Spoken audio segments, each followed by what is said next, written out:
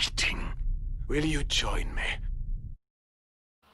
Hello, welcome back to Star Wars. My name is Phill, of course. I'm joined as usual by Robin, and this time Matt's being absent, but good evening, Robin. Hey up. Indeed, and happy Life Day to you, and happy Life Day to everybody who is watching. Yes. Happy Life Day that I only found out was Life Day today. To be fair, there's a lot of things in the Star Wars calendar, a lot of things in our own personal lives for us to remember. I always so, thought Life Day was Christmas. to be fair, Star Wars Day is always Christmas Day. Especially it has been a recent memory when it comes to release days for all awesome films, including Rise of Skywalker last year, which was a mental one, shall we say. But it was a good one because, of course, both you and I were there in London for at the BFI for that release, which was lovely. And then we spent many hours in the bar afterwards talking about the film. What the practice happened, yeah. Yeah. However, speaking of frack, we will do at least have Bo-Katan and Katie Sackhoff on the show tonight in terms of things. So yes, it is rather relevant. But yes, going from fracking to not that kind of fracking is bad, but to Star Wars. Yes, so tonight's episode is kind of an interesting one since Bo-Katan and the Dark Saber have been Mandalorians. For episode 3 of series 2 of Mandalorian, by the way. Sure, this will include spoilers for Rebels, Clone Wars, and The Mandalorian. Just general spoilers in general, really. Indeed, yeah, general spoilers in general. But it should be an interesting show. It's kind of, we're going to look at the history of the Mandalorians, the planet Mandalore, the Empire of Mandalore, and kind of giving people a bit of a backstory. I saw this. Our friends over at Blue Bantha Milk did a post earlier today, and I'm going to start off the show with a question, because with the introduction of Bo-Katan and kind of the Siege of Mandalore and everything else, do we now think the show The Mandalorian is now a little too hard for new fans to follow, people who haven't watched Clone Wars and Rebels? No, I'd say at the moment, I'd say no. Because it's like, obviously, like for us who know who Bo-Katan is, it's like, oh my god, it's Bo-Katan from the cartoons, that's awesome. But other people, like, if they haven't seen them, will be like, who's this new character? Yeah, it's like, who's this new character that we're meeting now? It's like, if you want to find out more about them, I'm fairly sure I said this the other day on our show, our breakdown. Like, if you want to know about these characters, like, here's their history. You can go and learn about them. But for like new people, it's like, these are new characters. Who are they? What's going to happen with them? Whereas for long-term fans who have seen everything, like, this is a cool link. Yeah. Now, I like it because of the way they go about introducing the characters and the way the little history is just drips and drabs. I mean, Ahsoka, again, is one of those ones people may go and look up.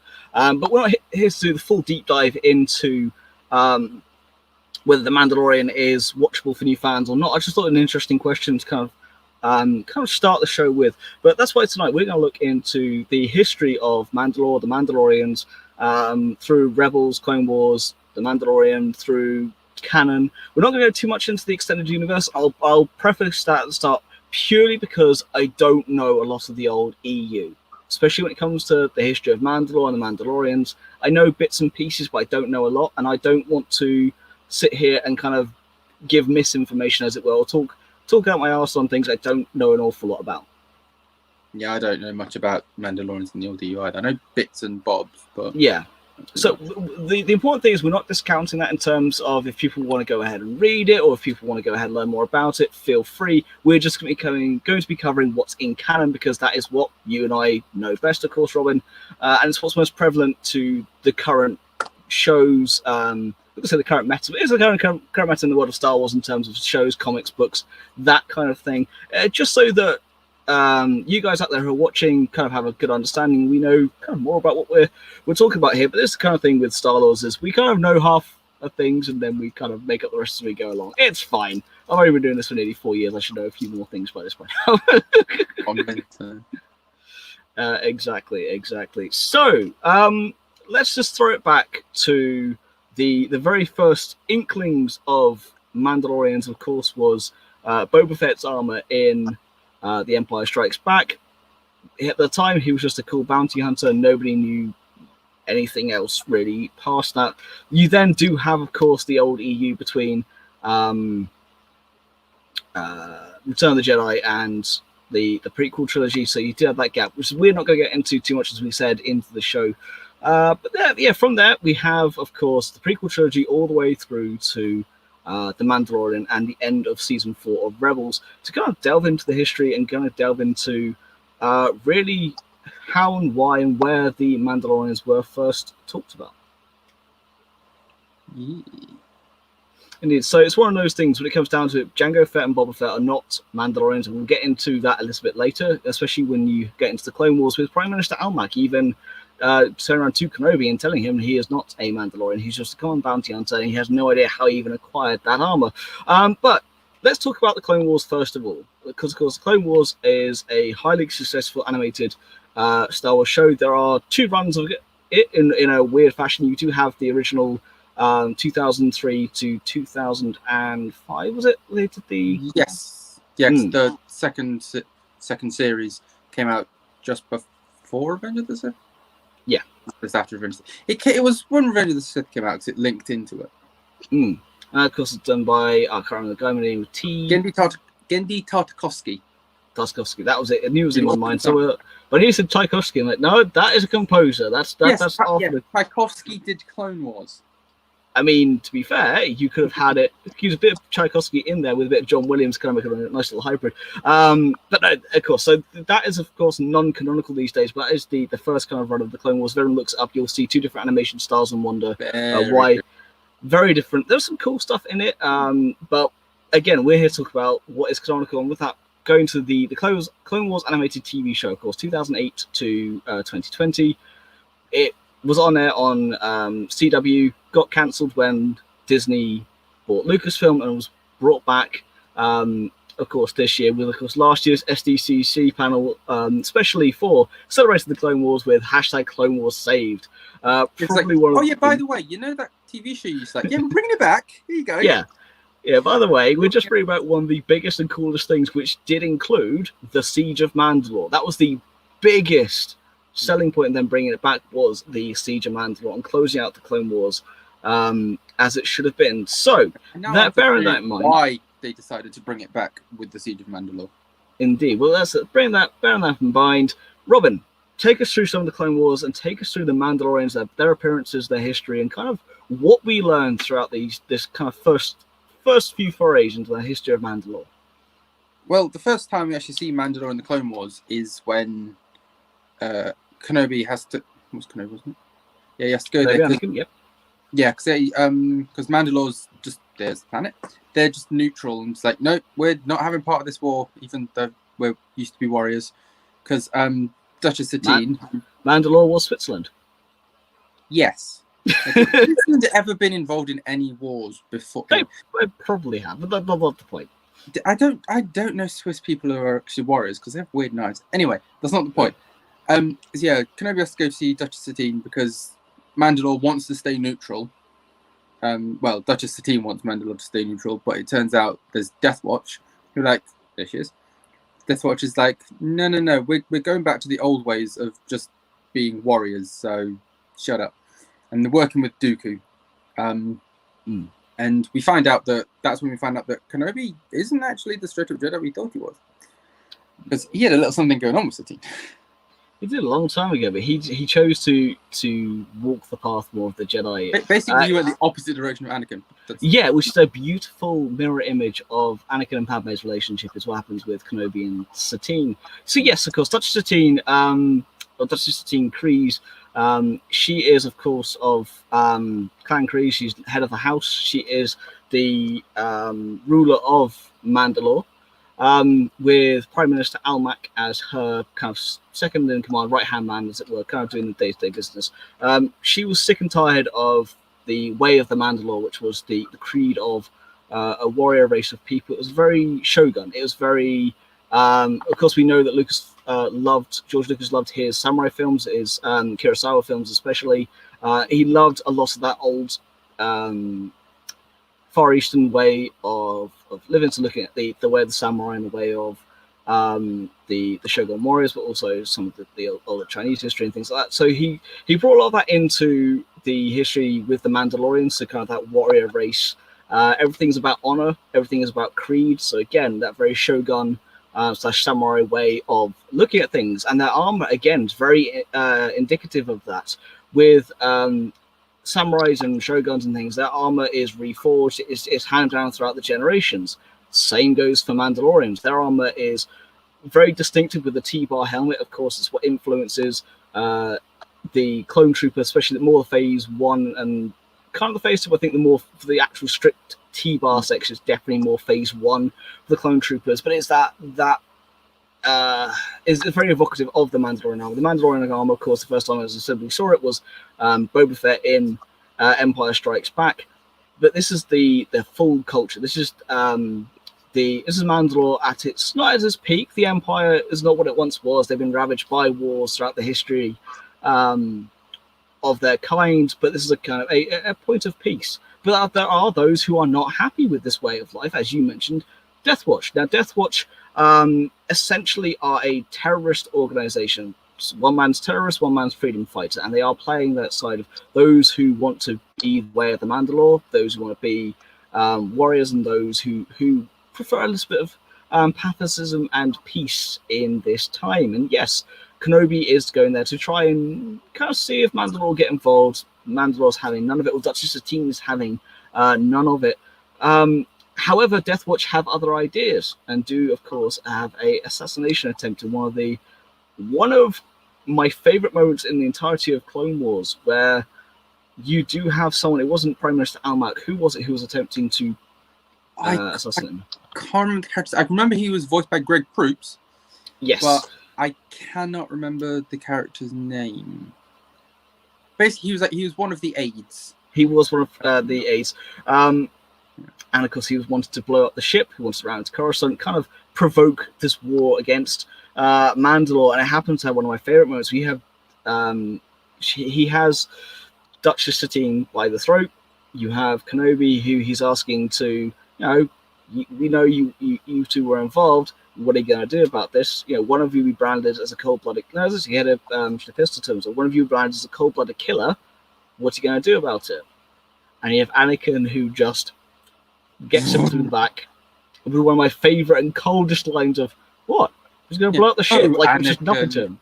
What? I know, but and he had that lovely hint of the Imperial March as well. It's a really cool but dark moment in the Clone Wars. The Clone Wars is one of those shows that, unlike Rebels, although it starts off light, wasn't as light as it could be compared to what we now know of Rebels and indeed Resistance, where it starts off light, gets heavier. This was kind of lightish and then got heavier, much heavier. So you get the Umbaran arc and other pieces like that. And Siege of Mandalore. Clone Wars, when it went heavy, it went heavy. And because of the clone named Heavy. No, although I do love Heavy. Oh, rookies, that's another sad. I mean, the Clone Wars is just full of pulling on your heartstrings here. Do you know, if you haven't watched Clone Wars, go watch Clone Wars. Yes, that is, to be fair, that's kind of the whole point of this podcast. If you've not seen Star Wars, thanks for watching. Go watch Star Wars, then come back and join us for more. Because we're always going to be here chatting Star Wars. And Star Wars itself has been going for quite a few months now. And I myself, with Ones of the Force before, have been here for nearly 4 years now doing this. And I will be here for a long time to come because I absolutely love it. But anyway, not the point. You then get drawn into more of the history and more of this.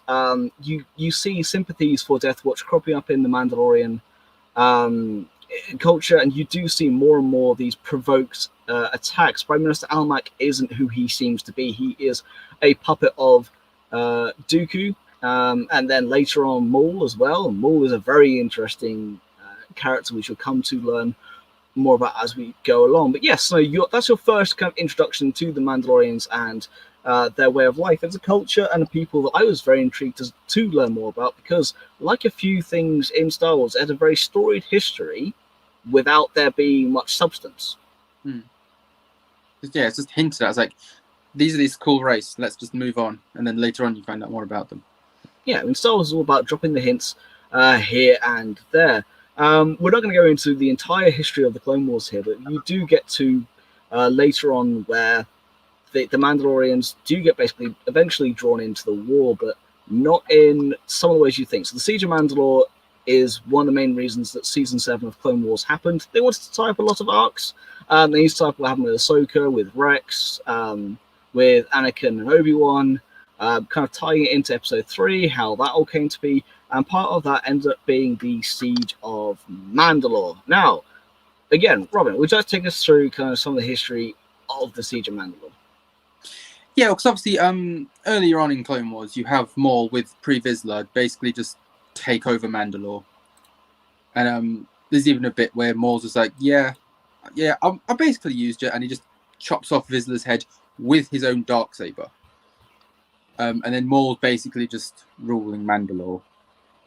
And then jump forward to the siege, and we get Bo-Katan. It's like, there he is. I think that's either just before or after he's chopped his just before. Yeah. So then you have Bo-Katan, who used to be part of Death Watch, is now like, yeah, it's probably not the best thing. Let's just try and free Mandalore. So she enlists the help of Ahsoka, and's like, I need your help to free my planet from Maul. And they're basically like, yeah, okay, let's go free Mandalore. Indeed, that's what they do. Indeed. Yeah, so you do have, at this point, Maul does take over Mandalore by challenging Pre Vizsla to combat. He helps Pre Vizsla get control of Mandalore away from Dutch Satine with the help of Prime Minister Almec as the puppet. But after doing so, he then betrays him. He challenges him to single-handed combat, and the way the Dark Saber works is whoever owns the Dark Saber is entitled to rule Mandalore. We'll get into the history of the Dark Saber in just a minute. And he does indeed beat him. And as the Mandalorians go to kill Maul, Pre Vizsla turns around and goes, no, it's as you said, it's the survival of the fittest, and accepts his fate.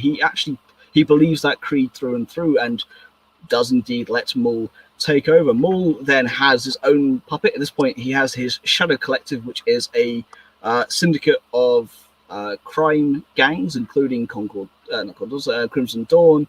I was going to say Concord Dawn for a second, and we will come to Concord Dawn later on as well. Yeah, I'm getting ahead of myself because we talk about Concord Dawn. Well, actually, no. Indeed. I mean, technically, we're going behind because that's where Death Watch were coming from.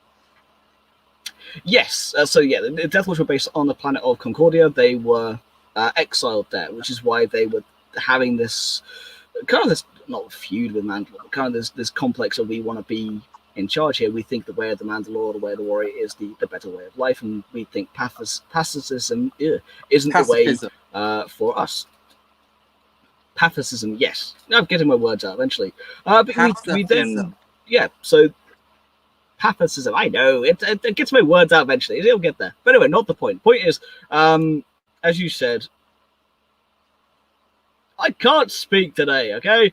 I'm very tired. I mean, you know what's going on at the moment. I'm in pain. This isn't easy. Funny not the point. Pacifism. There we go. You happy now? Eventually, yes, I am.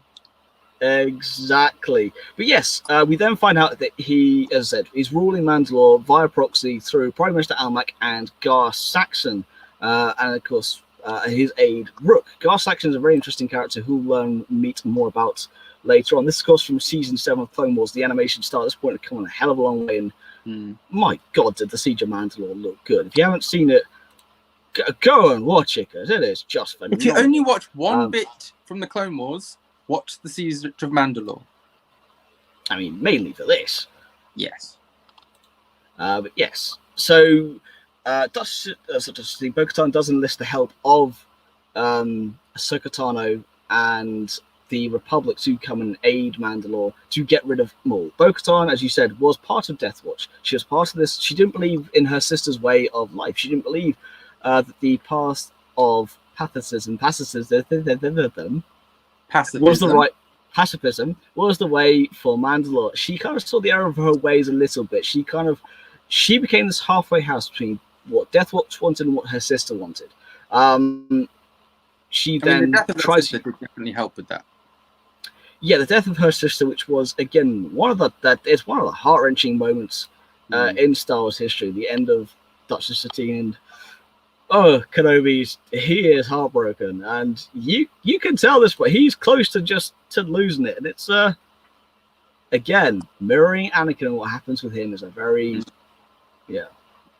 With no Palpatine in the air, I reckon Anakin would have been fine, but Palpatine just was there some nightmares, and of course we all know what happened at the end of all that. No, Dutch City enlist the help of the Republic to come and help and liberate Mandalore. The Republic couldn't commit properly per se, but we then did get one of the coolest arcs with Ahsoka, the 332nd, coming to liberate Mandalore itself, and we do end up with by the end of it, it's heartwarming, heart-wrenching at the same time. Maul is captured and sent off. Mandalore is left in the hands of Bo-Katan. She is given the Dark Saber. Everything we know and love about Mandalore at that point is set. Again, if you haven't watched the Clone Wars, do go back and watch it. And this period of time, we know the Siege of Mandalore at this point. This is pre-Imperial Purge. Mandalore has been ravaged by war. The Clone Wars, as it appears, is over. Where we go from there is very interesting. But as we said, this is about Bo-Katan being left with the Dark Saber, ruling Mandalore. Yep. We then jump forward to Rebels. Rebels, of course, set just 4 years. Well, season 1 set just 4 years before the Battle of Yavin. It's set before Rogue One, of course. So this is at the height of the Empire, pre the Age of Rebellion, as it were. And we do find out a little bit more here and there. So the Rebel Alliance, we get reintroduced to the Mandalorians by the Rebel Alliance needing passage through the system and needing the hyperspace lanes to be safe.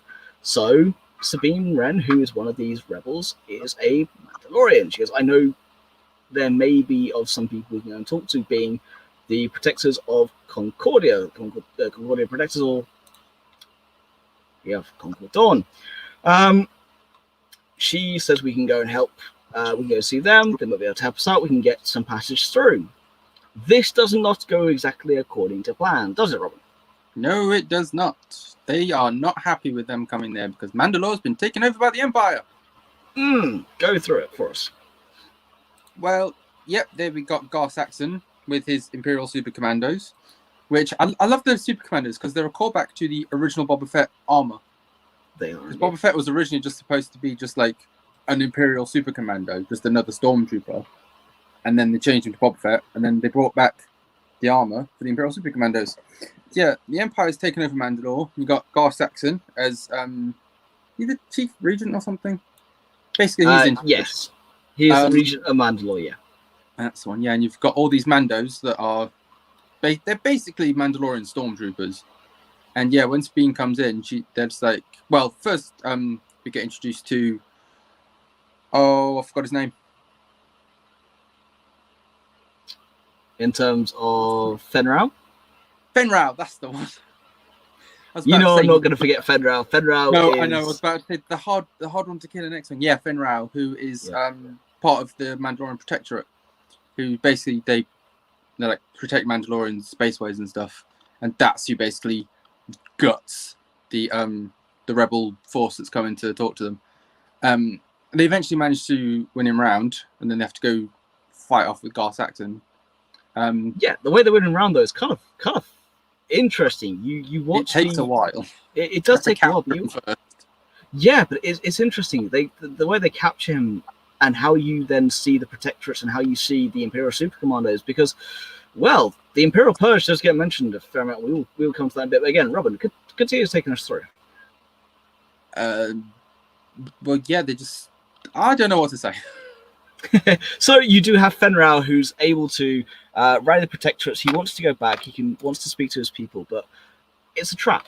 Not for the rebels. It was a trap. He was captured. His people were butchered by the Empire and by those fellow Mandalorians. People he thought, although he had disagreements with, were still blood. Not anymore. Not anymore. You end up going back to Concord Dawn and going to the Mandalorian system. So I want to help my family because this is Fenn Rau here with the symbol of the Concordia Protectors. They managed to rally a few people, including some of the Night Owls, which includes Clan Wren, part of House Wren, part of Clan Vizsla. They are, Vizsla is a dirty name in Mandalorian history after pre-Vizsla. it's a very interesting, again, kind of comparison between the Empire and Mandalore here, because they still want, he still wants to rule Mandalore. He's just choosing to do it via the Empire. Is Gar Saxon. Now, the Empire and the Imperial Purge is mentioned here when they go back and try and liberate Concord Dawn, kind of help the Sabine helps out her fellow Mandalorians and her families, try and unite the warring houses to fight back against the Empire. Now, we don't know an awful lot about the Imperial Purge of Mandalore, but what we do know is there was a weapon crafted by Sabine when she was at the Imperial Academy, when she was supposedly there to be a bright spark for her family, earning back some reputation and being the next best thing for Mandalore. The weapon she created was supposed to hone in on anything non-organic, go through armor and only target the organic material inside, but it was specifically her design originally was to go for non-Mandalorians, protect those who are wearing Mandalorian armor and destroy those who weren't, purely as a way of able to crush the Empire's enemies without harming their own people. The Empire turned around and went, "Thank you very much," and reverse engineered it and flipped it the other way for it to be focusing on only those wearing Beskar. And the noise that this machine makes is something that lives on in infamy in the history of Mandalore. And it's one that when Sabine hears it again, the look on her face. This is why, Rebels, it's a kid's show. No, it's not. Go and watch that arc when you see Sabine realize that her weapon's being used. The look on her face is one of pure torture. Now, Tia Sakara, the voice actress for Sabine, does an incredible job with that scene for sure. And it's one of the most harrowing scenes in a cartoon or animated show I've ever seen in my life. She does not want that machine to be used, and she wants to go and destroy it. So with the help of Ezra and her family, she's able to go and take down that Imperial building. What's the word I'm looking for in terms of the Imperial stronghold compound? That's the one I'm looking for. And she is able to take the weapon, unite the families with help of Bo-Katan and the Night Owls to then liberate bits of Mandalore and go and continue from there, which of course is the last time we saw Bo-Katan and the Dark Saber itself. Now, Bo-Katan in both the Rebels and the Clone Wars is played by Katie Sackhoff. She does the voice work for her in both shows. We'll get on to the history of Dark Saber in a second. But yeah, she has the Dark Saber, so when she then crops up again in The Mandalorian, this is now where we know where she's come from and what the last we saw of her. So to know she lives through is pretty cool, but to see what happens next is going to be something very interesting. We talked about that a little bit on our show the other day. We'll get to that in a little bit, but of course, this was the last time we had seen her. We actually know that in the Siege of Mandalore, that Ursa Wren was one of her 8. Again, played by the same voice actress as well, I believe, when they brought her back in the Clone Wars at the end.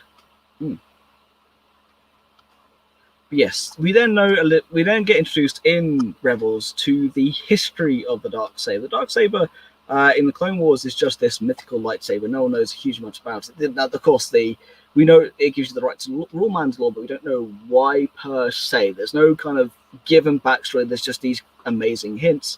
And again, Robin, take us through the history of Tar Vizsla and the Dark Saber. Yeah, well, he was the very first Mandalorian Jedi. And he created the Dark Saber as his lightsaber because obviously he was a Jedi.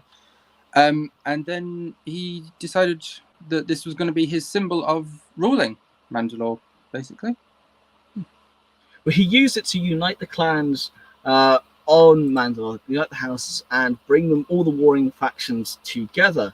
After the passing of Tar Vizsla, the Jedi Order kept the Dark Saber in their temple until it was liberated by another member of House Vizsla, who once again used it to unite the families of Mandalore.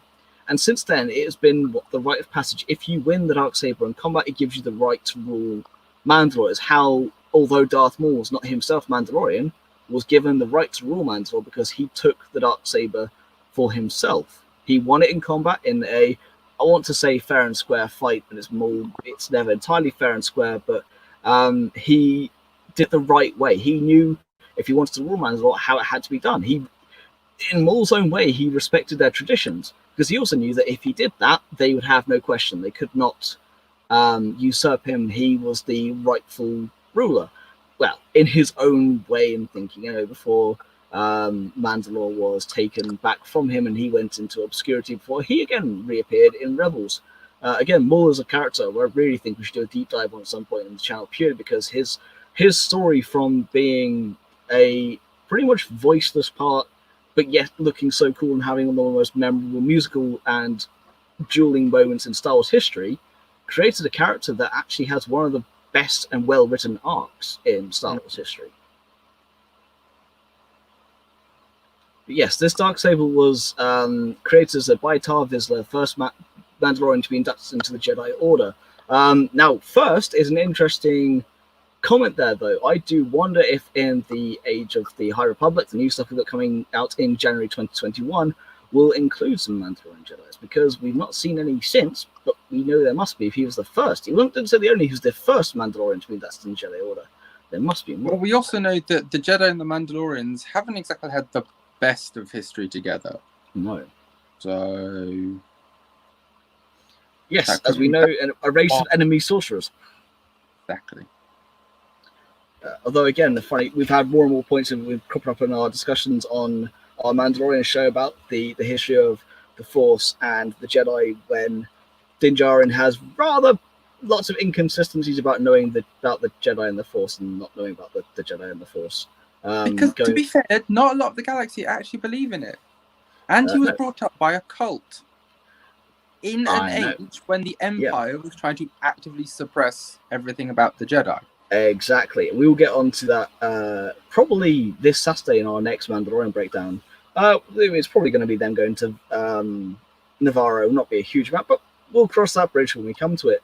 For now, that is the history of the Mandalorians and the Dark Saber through Clone Wars and Rebels. Again, you do have some more in terms of some books and some comics, but more relating to the end of the Clone Wars. As far as I'm aware, there hasn't really been much on the Purge or anything else like that. I think the Imperial Purge was first mentioned in The Mandalorian. As far as I'm aware, that is something created for The Mandalorian. No, it was more in Rebels with Sabine and the weapon. We now know what it was used for, but it was kind of those first inklings were then. But yes, the actual mentioning of the Imperial Purge was in The Mandalorian, but the hints and the weapons and things behind it were mentioned, of course, in Rebels. Of course, the other big thing in Rebels was the T1 disruptors that were used against Zeb and his home planet and his people. The Empire weren't exactly nice people. I mean, the amount of genocide they committed against the Genosians. They wiped out the Genosians.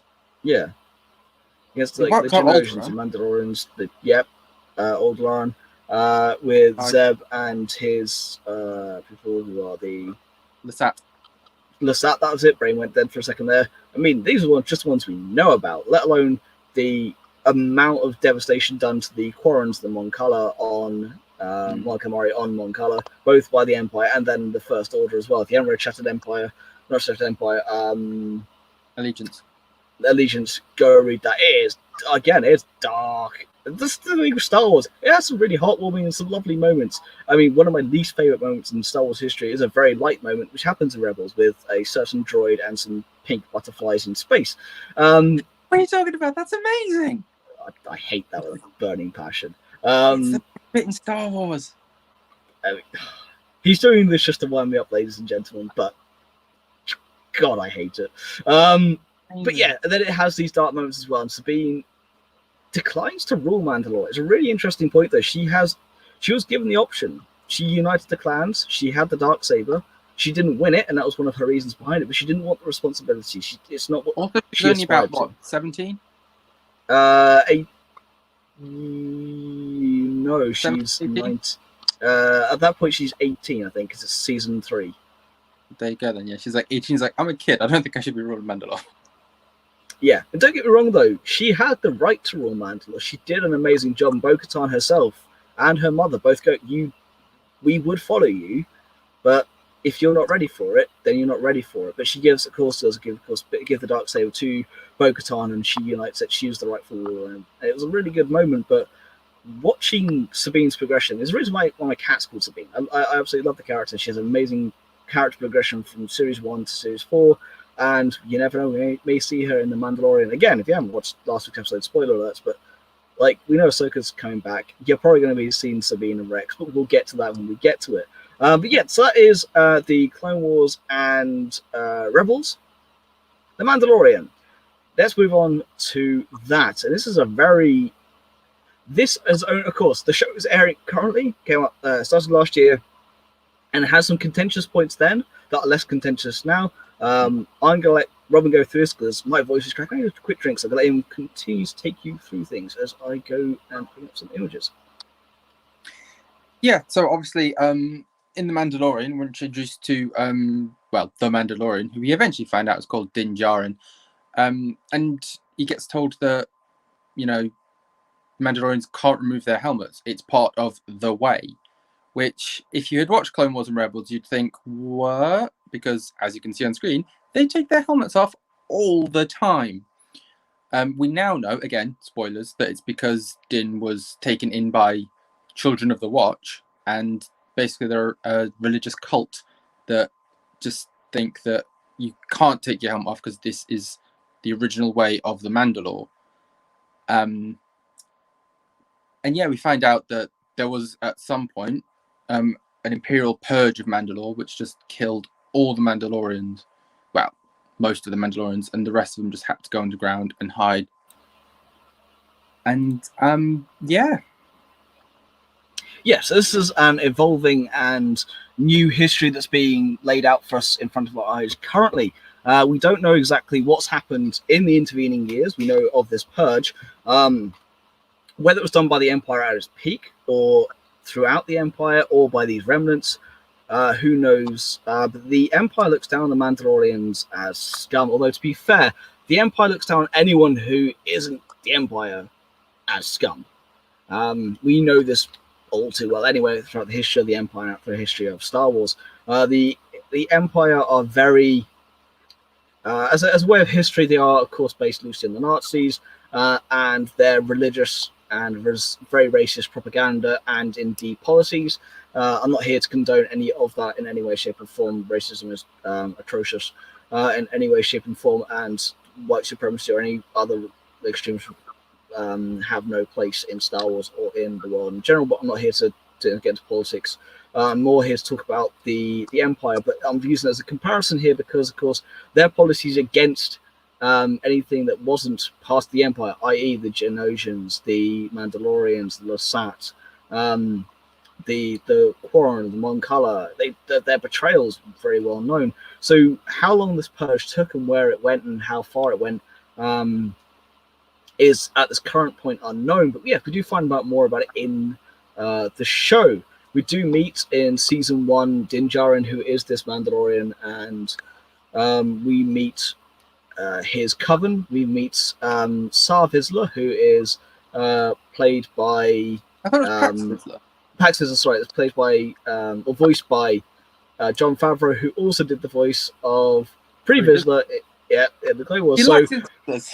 He likes his Vizslas, does Jon Favreau. He's very much entwined into the history of Star Wars, but the interesting and great thing for me personally is the fact that between Dave Filoni and Jon Favreau, you do have two people who are obviously very passionate about Star Wars and the history and wanting to do things right. And I do think season 2 is a lot stronger than season 1 so far, and I do think that out of everything so far, Bryce Dallas Howard's episode, the one from last week, The Heiress, is probably the best so far. And it has... I'm just so excited for what more is to come. But learning about his people and his creed, now his clan and his coven, Children of the Watch. These are people who follow Death Watch. As far as we are aware, it is heavily implied that they are part of that religious cult, that sect who believe that there's only one way, the way of the Mandalore. Well, they're an offshoot of Death Watch. Yes, I mean, we don't know. Again, this is what we are theorizing currently, which is why we are trying to give people in this particular show a history lesson and a backstory. So unfortunately, Matt couldn't join us tonight. He's not feeling particularly well. Here's the thing with you two. You two both keep it in. I'm not going to carry it all. That's not the point. When we were talking about things at the weekend, we were all very excited. And the show has given us a lot to look about. But yes, we now know more about his coven, the Children of the Watch, who, yes, are either who are an offshoot of or descendants of Death Watch. And that way of life, including the old Mandalorian curse words of Dank Ferrick, which is just wonderful to see. Actually, not just Mandalorian, actually. No? Because the Mythrol says it in the very first episode. Which I forgot about.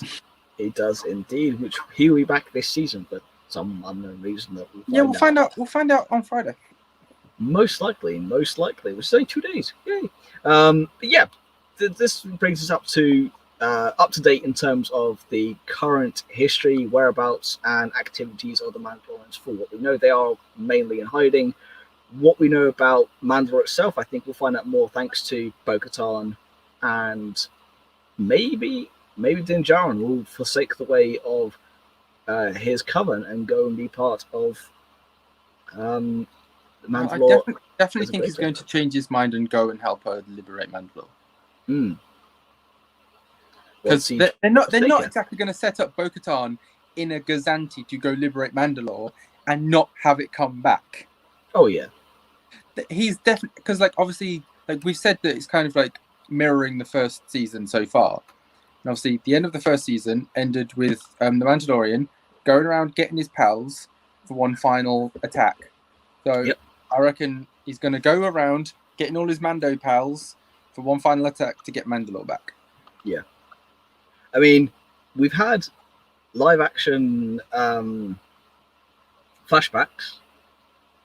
I'm hoping we get more of that with the Mandalorian, not only for Mandalorians themselves with Children of the Watch versus the rest of Mandalore, but a bit of Clone Wars. Give me some live action Clone Arm, and I'll be very happy indeed.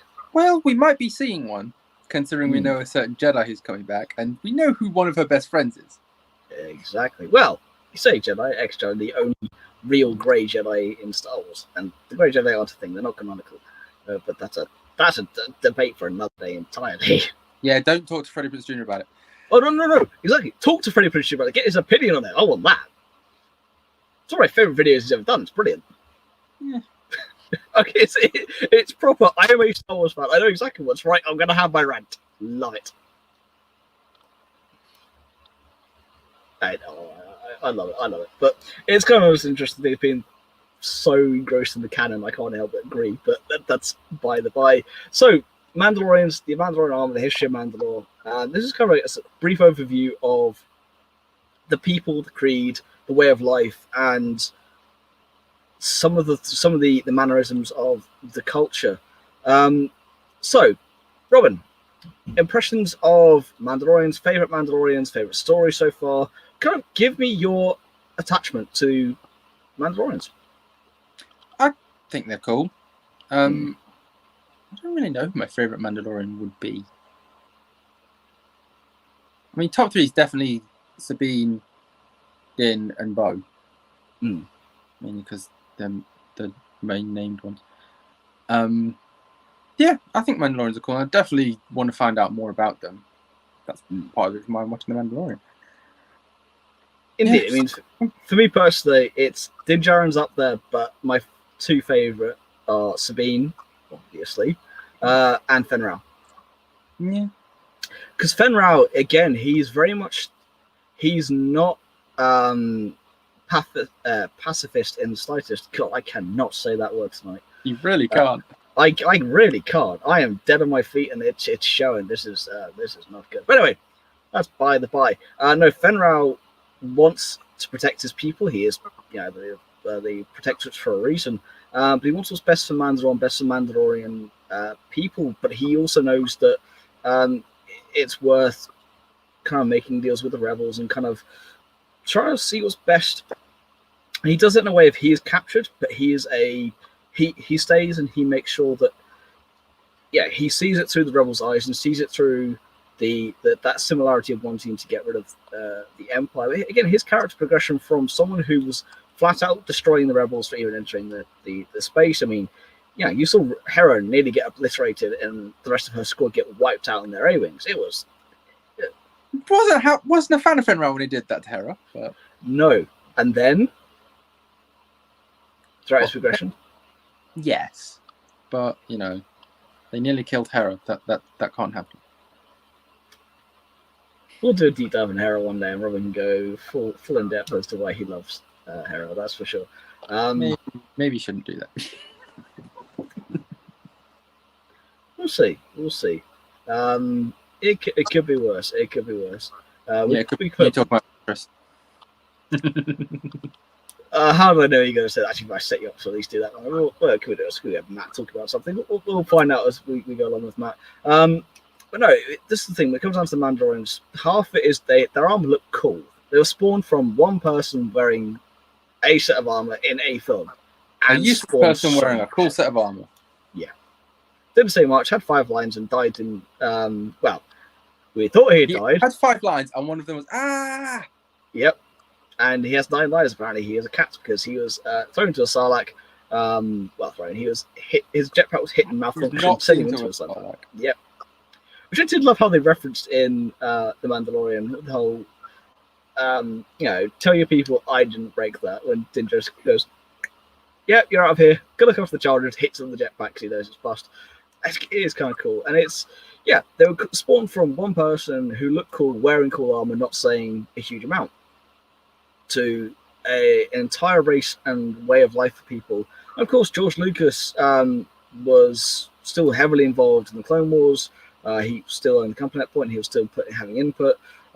He taught everything. Dave Filoni everything he knew basically on that show, and Dave Filoni has taken that and run with it.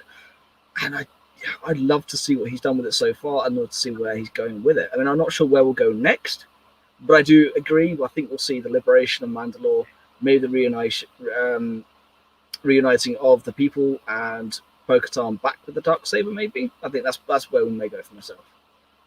Most likely. But I also would like to see more. I want to see more of Mandalorian Jedi. I want to see more of Tar Vizsla. I want to know more about him, his way of how he was inducted to the Order in the first place. Why did it take that long? I want to know more about the backstory than has already been told. Yeah, we'll find out one day. I think maybe in the High Republic we might find out, but I think it'll be long before that. The High Republic says that 200 years before Episode 1. I think it was probably a lot longer before that. Yeah, I can't remember when they said it was, but yeah, it probably was. Yeah, I think it was a couple of thousand years. It's been in Mandalore for a long period of time. But no, I mean, Robert, anything else to add to this? Anything else you want to go into in terms of Mandalore, the history of Mandalorians, or the Dark Saber? No, we've covered most of it.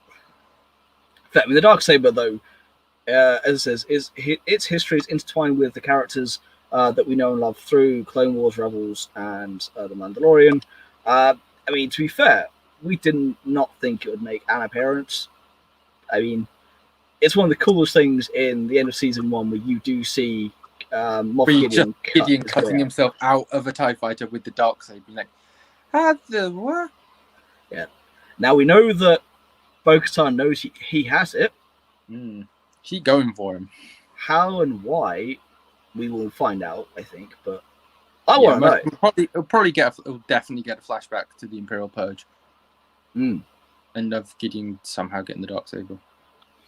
Indeed. And I do think it'll be, I agree, part of the Imperial Purge. And part of us, everything going forward. I do wonder if we'll see Children of the Watch integrated into the larger Mandalorian clans, if they'll remain an offshoot. We'll still have the Armorer, played by Emily Swallows, who I think will make a comeback appearance in season 2. There's more to come. He wants to find his own people for his own coven, as well as going through the chain to find people to help him drop the child off at the daycare center. Yeah, it's going to be good fun. Yeah, it's kind of a little shorter video than usual, kind of a little brief history of the people and history of Mandalorians, and the Dark Saber in general. But yeah, I think that's about it. All time for on tonight's show. Yeah, Robin, anything else to add? Nope. Fantastic. Well, hope you enjoyed tonight's show. Don't forget to like, share, and subscribe. You can find us on Facebook, Instagram, and Twitter at Star Wars Podcast, at Star Wars Pod, at Star Wars 2020. Just don't forget to like, share, and subscribe. You can leave a comment down below. We'll more happily read through them and bring anything up on the show that you guys want to talk about. So until next time, we've been Star Wars. May the Force be with you. Good night. Bye. Come, my allies. Observe. Look upon me.